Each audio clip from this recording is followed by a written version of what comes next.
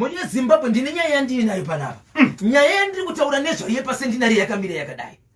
Paita murume akarura mukadzi ane mwana wake. Okay. Ndo kutora mukadzi ndokuisa pamba vachibva vaita mwana wavo.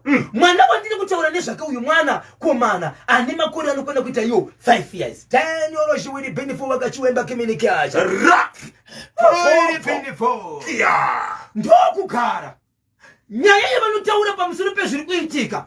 Zvavanogona kuti zvinogona kubatanidza maererano nezviri kuitika. Mukadzi ndo kuzvitakura. Sorry madzimai nanguti ndimunyaya kumhanya kusaitiko kunasi. Okay. Azvitakura. Inzwai mimba muri yeZimbabwe. Mimba yanga yaine 13 months. Isentinari.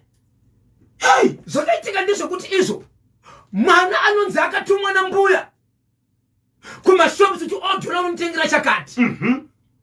Achidzoka mbuya vachibva vabvunza zvikanzi kumari yandakupa kana zvandakupa zvikanzi sorry gogo mari ndashandisa. 5 years. 5 years mwana. Zvikanzi mbuya ndikuda mari yangu. Yange ni mari $1. Okay.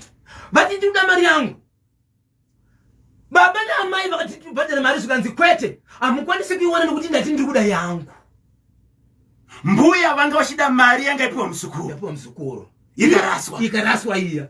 Chero mukada kuibhadhara bati muri kutsiva iya. Bati ndiri kuda yangu.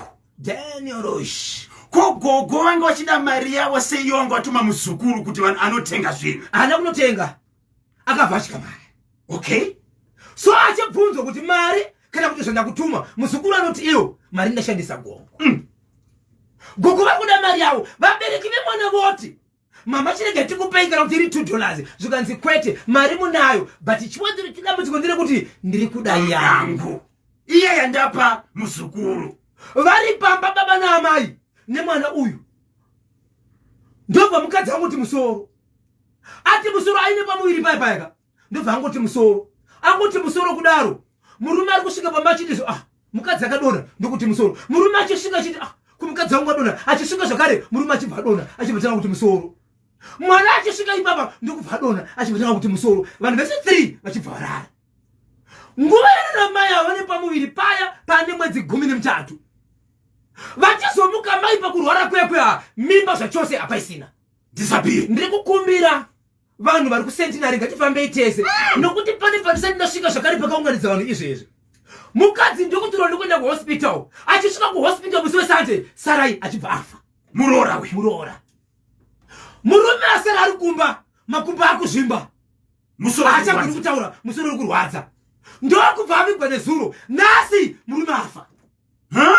Mwana uyo ari mumba ari kuzvimba makumbo ari kuzvimba musoro akurwara imba yese mwana asiri kurwara chete mwana akauya nemukadzi asi mai baba nemwana wavo vese murume nemukadzi izvezvi vafa kwasara mwana ndiye serious kana kuti hospital mwana asara ndiye akatumwa nagogo uya akatumwa nagogo uya ndiye asara ari kurwara serious.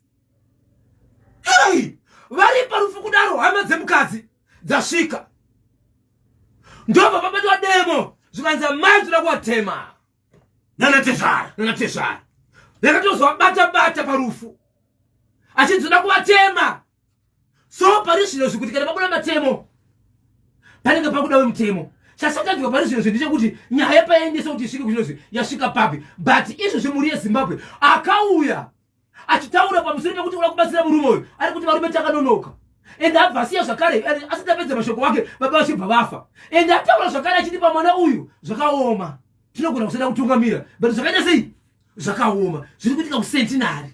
Mati mimi mwana chete asara pamba asiri kurwara mwana akauya nemudzimai mudzimai akauya nemwana wake ari mwanai mwana musikana akura sei ati kure because akagara akazoita mwana ka mushure mekunge nokuti uyu ari kurwara ane 5 years right. Saka andinozobvunza makore kuti wakauya naye ane makore mangani zvakaoma isentinari saka baba muroora pamwe chete kana nemuzukuru ari kurwara vese vari kufira nyaya yedola. Amene kuti ndizvo here vakusanganisa kuti pamwe ndizvo tiri kufungira but amene ndizvo amai vasikidzwa demo zvikanzi no muda kutitema zvenyu but handizirini munhu uyu arida kutoura aurawo nemukoma wake ndimashoko avakutaurawa mai demo rabuda.